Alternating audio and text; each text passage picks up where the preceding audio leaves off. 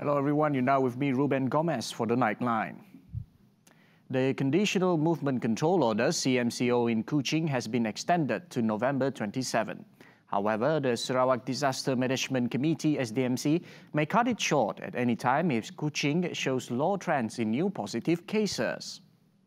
According to the committee acting chairman, Tan Sri Dato' Amar James Jemut Masing, for the past 14 days, Kuching district recorded a total of 58 cases.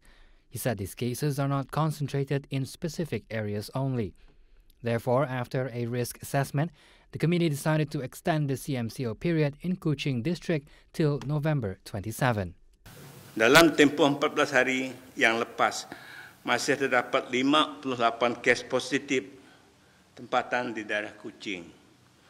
Taburan kes-kes yang kira ini tidak bertumpu kepada kawasan tertentu sahaja.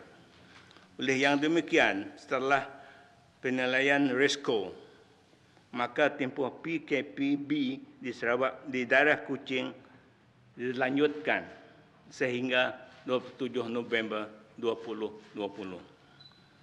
Sekira dalam tempoh melanjutkan PKPB ini, JPBNS mendapati bahawa tak ada lagi keperluan untuk mekuat kuasa PKPB ialah dipendekkan pada bila masa.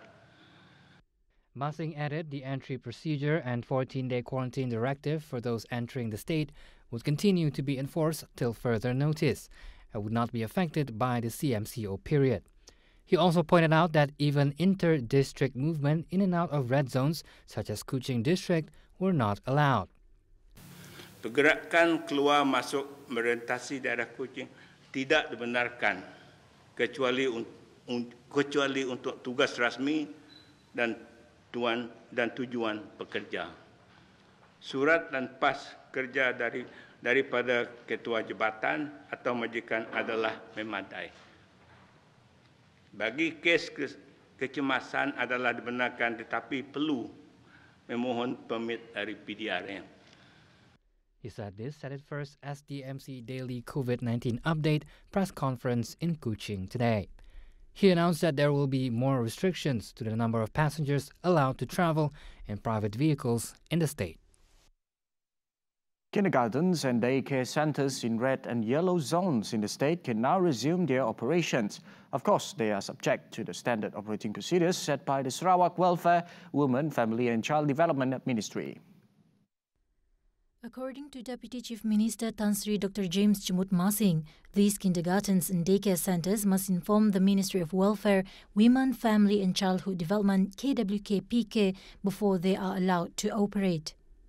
Pembukaan taska dan tadika di zon merah dan zon kuning dibenarkan beroperasi mengikut SOP telah dikeluarkan oleh Kementerian Kebajikan Wanita, Keluarga dan Pembangunan Kanak-kanak Sarawak atau KWKPK. Pihak penguasa taska dan tadika hendaklah bertanggungjawab sepenuhnya ke atas pematuhan SOP yang ditetapkan. Bagi tujuan rekod dan pematuhan, pihak taska dan tadika wajib memerlukan kepada KWKPK sebelum memulakan operasi dia.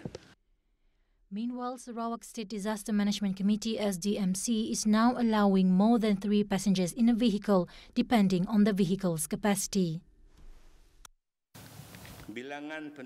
Bilangan penumpang dalam kenderaan persendirian. Bilangan penumpang dalam kenderaan persendirian adalah mengikut kapasiti kenderaan dan tidak lagi terhad kepada 3 orang saja. Jiwa Murni program, which includes the distributions of gerak saraf perang saraf goods implemented by the Malaysian 3rd Infantry Brigade, achieved its main goal in strengthening the Malaysian Army's relationship with the community. The program was carried out at Kampung Pakit Longhouse in Sriaman, involving 13 Royal Malay regiments. Among the main activities of the program are gotong royong, distribution of basic necessities, as well as health examination activities conducted by a medical team. 3rd Infantry Brigade Commander General Dato' Azhar Ahmad said the Longhouse was chosen as the first area for the implementation of the program in Sri Aman Division. I think sebab kedudukannya dekat dengan camp, sebabkan SOP yang dikenakan pada kita semua ni, kami memang ada rancangan untuk buat tempat-tempat yang lain, tapi memandangkan kedudukan rumah panjang camp paket ni lebih berdekatan dan tidak melibatkan pergerakan logistik yang banyak. Jadi kita gunakan ini sebagai permulaan buat tahun ini, dan kalau di Sri Aman ini, tapi kalau di Kuching tu kita ada buat few also bagi lebih kepada penjimatan dari segi logistik di samping menghormati SOP, arahan pematuhan SOP yang dikenakan oleh kerajaan. He said this in a media conference at Kampung Pakit A Longhouse in Sri Aman on Saturday. It was his hope that the program would be continued from time to time. Dan saya harap program ini akan berterusan pada masa akan datang, dan objektif antaranya adalah untuk kita merapatkan hubungan. Ya. Kami pun biasa juga berhubung dengan pihak kerajaan tempatan, ya, pihak pejabat residen di daerah yang untuk membantu juga sini, dan juga dengan bersama-sama dengan ADUN di kawasan sini. Ya. Kampung Pakit A Longhouse has 13 doors inhabited by at least 185 people, with the majority of them working as farmers. The area is mostly populated by the elderly, aged between 51 years and above. Welcome back. Sarawak Energy's largest hydropower project to date, the 1,285 megawatts Baleh hydroelectric projects, has reached a major project milestone with the successful completion of its dual diversion tunnels, river diversion and closure works last month. To mark its safe completions of this critical package of the project, a blessing or mirroring ceremony was organized at the request of the local communities on Wednesday, keeping a minimum number of attendees due to COVID-19. The ceremony was held in collaboration with the Baleh HEP team and the community leaders, with support from Kapit resident and Bukit Mabung district officers. Community leader Penghulu Jampi Rawing and other headmen of both the directly and indirectly affected communities conducted the mirroring at 3 locations: the right and left banks at the upper stream of the Coffer Dam and in the centre area. Kapit resident Nurak Keti and Bukit Mabung district officer Douglas Pungalawang witnessed the ceremony along with local government and Sarawak Rivers Board representatives, among others. Sarawak Energy, in a statement issued on Saturday, said the project was part of the Baleh project's 6 work packages. Measuring over 1.2 kilometers in length, the dual concrete-lined diversion tunnels that run parallel to each other to enable river diversion activities are now fully functional. Minister of Utilities Dato' Sri Dr. Stephen Rundi Utom said the project is crucial towards securing the energy capacity needed for Sarawak's future growth and development, and will support the state's ambition of achieving high income status by 2030 in providing renewable hydropower for our growth. Meanwhile, Sarawak Energy Group CEO Datuk Sharbini Suhaili thanked the state government and community for their support. He said the Baleh HEP will contribute towards maintaining Sarawak energy status as Malaysia's largest renewable energy provider. In September, Executive Vice President for Project Delivery Pramod Kumar Karunakaran led the Baleh project team and its partner contractors in marking and assessing the readiness of the diversion tunnels for river diversion works during the Health, Safety, Security and Environment (SSE) week for Baleh HEP. He explained with the simultaneous completion of the diversion tunnels as well as upstream Coffer Dam construction in October, they were able to effect the river diversion to enable the construction of the main dam. The river diversion and closure works for Baleh HEP commenced on October 1, 2020 and were successfully completed on October 16, 2020. The construction for closure berm or rock layer built across the upper Batang Baleh will continue to a safe design elevation level of 71 meters in a month's time. Once completed, main dam construction will begin. Pramod emphasized the importance of safety in project delivery, especially for a large-scale project like the Baleh HEP. When fully commissioned in 2026, Baleheb will join the state stable of hydropower plants that includes Batang Air, Murum and Bakun to support the state's aspirations to become a regional powerhouse of renewable and affordable energy. Measures implemented under the Conditional Movement Control Order in several states have prevented a drastic spike in COVID-19 cases in the country. Health Director General Tan Sri Dr. Noor Hisham Abdullah said its effectiveness has been proven in Malaysia, which implemented the measures. According to Dr. Noor Hisham Abdullah, during the initial stages of the pandemic's third wave, several organizations, including London's Imperial College, projected the number of infections to rise to between 5,000 and 8,000 cases a day, adding that the Health Ministry itself had expected some 4,500 cases a day at the end of October. Tapi ini tak berlaku. Kenapa tak berlaku? Sebab kita menjalankan CMCO. Jadi ada keberkesanan yang kita sebut. Walau bagaimanapun peperangan kita tak berakhir lagi. He said this in a COVID-19 briefing on Saturday. Noor Hisham added in the early stages of the pandemic, the government implemented the Movement Control Order, which although proved to be effective in breaking the chain of infection, caused the country to suffer losses of about 2.4 billion ringgit a day. Saya juga telah diberi peluang untuk membentas pada EAC Council, iaitu kita lihat pada sektor ekonomi. Jadi kita kena timbangkan. The question is how to strike the right balance between health and economy. Itu penting, life and livelihood. Jadi sekarang ini kita mengambil kedua-dua perimbangan antara kesihatan dan juga ekonomi.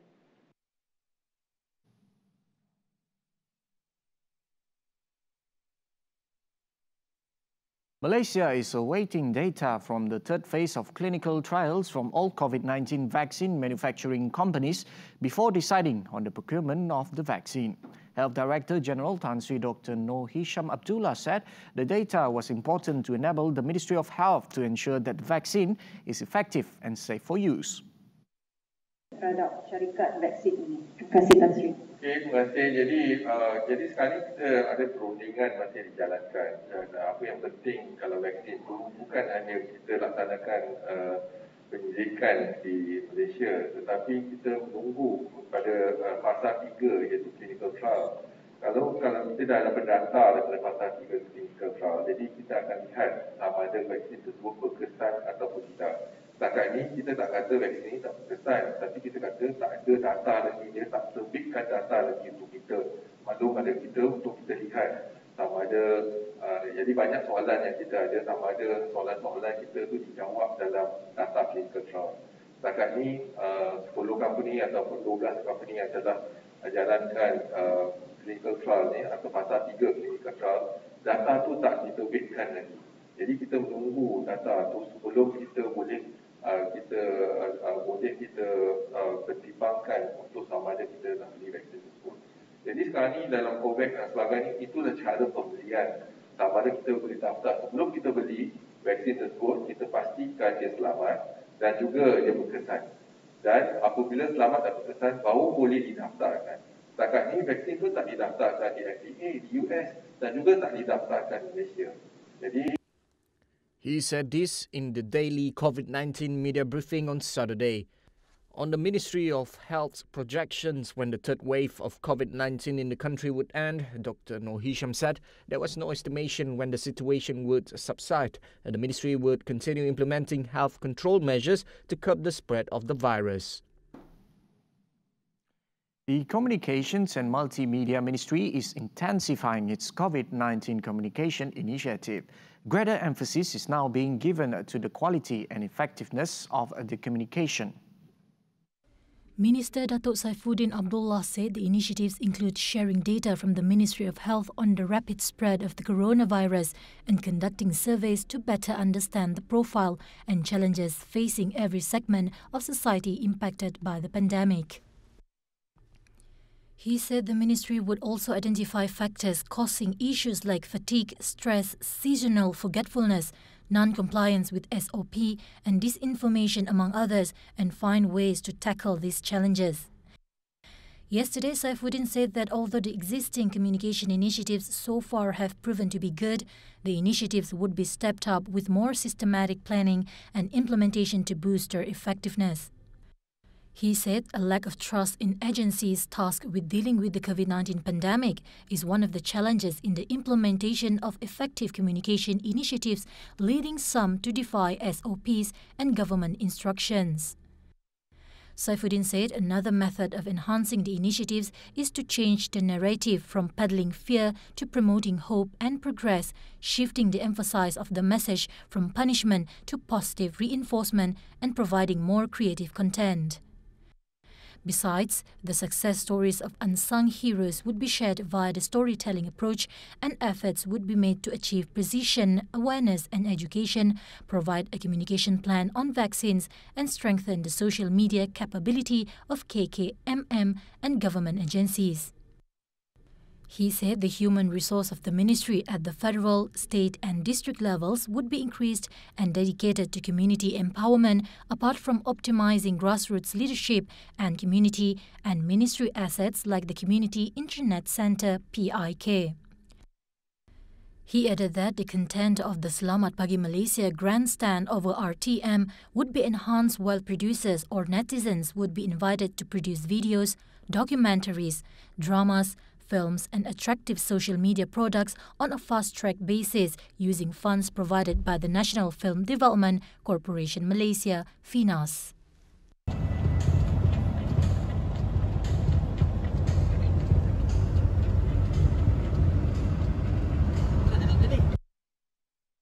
Two Singaporeans flying a light aircraft made an emergency landing at kilometre 47 of the North-South Expressway near Kulai, Johor this morning.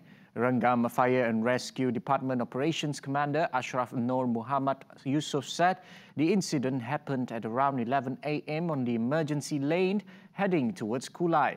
He explained that the aircraft was believed to have an engine failure, forcing the pilot and co-pilot to make an emergency landing. Both were unhurt in the incident. Ashraf said his team was on standby at the location for further assistance and said the pilots and aircraft were awaiting necessary action from the Senai International Airport at Johor Bahru. Meanwhile, the Civil Aviation Authority of Malaysia said that its air traffic control tower in Johor received a call at 10:40 a.m. from the pilot requesting to return and land at Senai International Airport due to technical problems. They revealed that the private aircraft operated by the Premier Air Singapore was en route from Senai to Melaka. The Air Accident Investigation Bureau will conduct an investigation into the incident.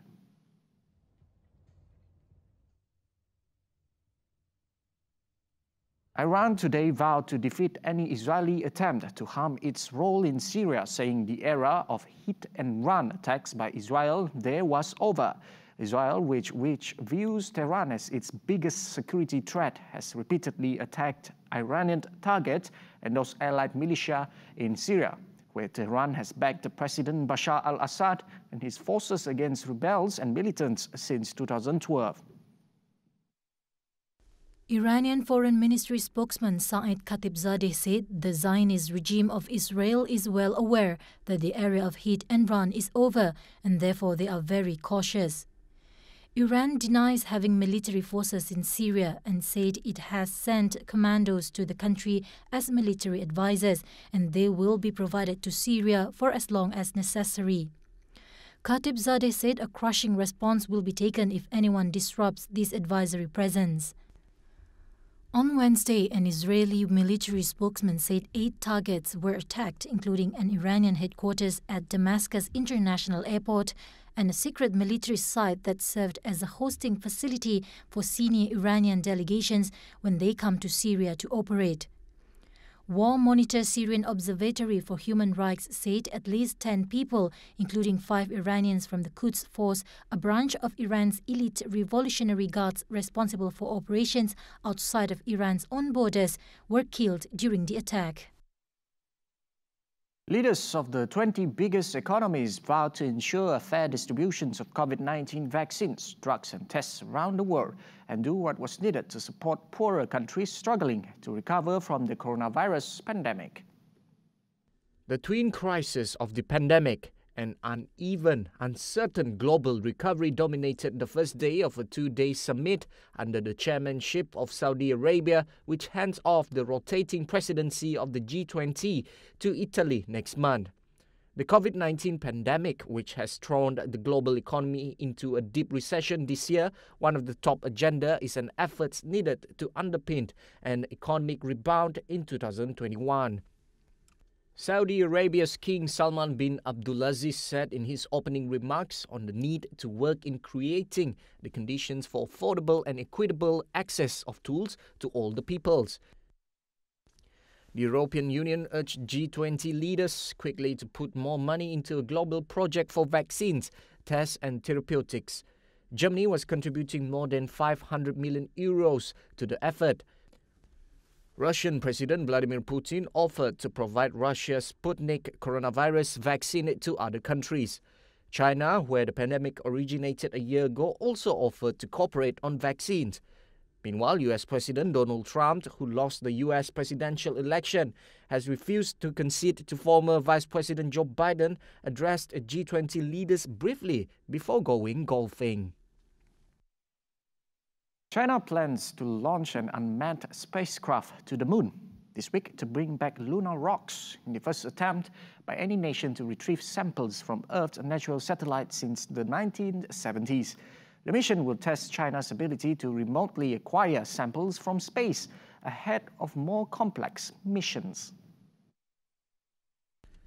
The Chang'e 5 probe, named after the ancient Chinese goddess of the moon, will seek to collect material that can help scientists understand more about the moon's origins and formation. Once in the moon's orbit, the probe will aim to deploy a pair of vehicles to the surface. A lander will drill into the ground, then transfer its soil and rock samples to an ascender that will lift off and dock with an orbiting module. If this is successful, the samples will be transferred to a return capsule that will return them to Earth. The Chang'e 5 mission may help answer questions such as how long the moon remained volcanically active in its interior and when its magnetic field, key to protecting any form of life from the sun's radiation, dissipated. Within the next decade, China plans to establish a robotic base station to conduct unmanned exploration in the South Polar region. It is to be developed through the Chang'e 6, 7 and 8 missions through the 2020s and expanded through the 2030s ahead of manned landings. China plans to retrieve samples from Mars by 2030.